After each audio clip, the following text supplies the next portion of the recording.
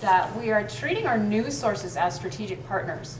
Yeah, we are. And you know, information is a resource, and so I'm just really seeing that people are setting up these news sources, whether it's, you know, coming from a large something like Newsweek that's putting out a lot of information, or if it's my friend over here and I know what's important to her, so I kind of use her as a news source, and I watch what she posts and what links she puts up on Facebook.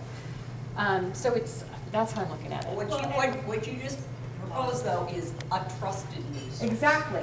Well, that's why I called it strategic partnership. Well, and to add to that, it shows that we have to go beyond the mainstream sources in order to really dig into, you know, the trend watching, and so we have to, as strategic partners, we have to go beyond mainstream. Yes, yes.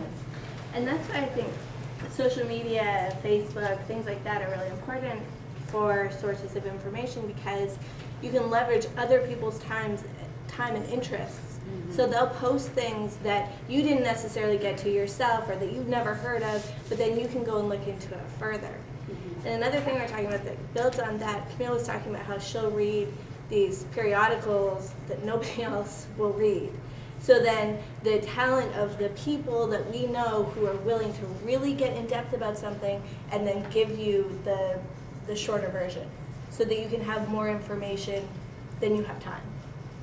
So what Tamara is bringing up is a little bit of an intelligence network. If all of us now have widened our lens a little bit, we're going beyond our mainstream news that we normally key in on, and we have all these people in here that now are looking at all these different sources. What happens when we communicate as a community in terms of the network?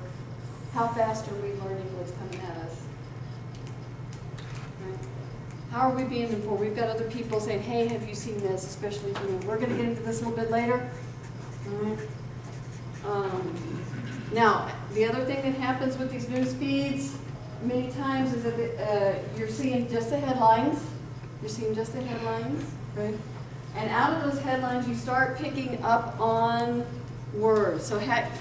So there's a way to refine how fast these things are coming at us. So one is diversity. We want to increase. We want to widen our lens. We want to know when things are just now on the tipping point, right, that are just emerging and they're coming down and they're coming into tipping point news and they're going to mainstream, right, known before they hit. Then how we're looking, we set this thing up and we end up with all these headlines. Out of those headlines, what can we see in terms of words maybe that might pop up? Okay.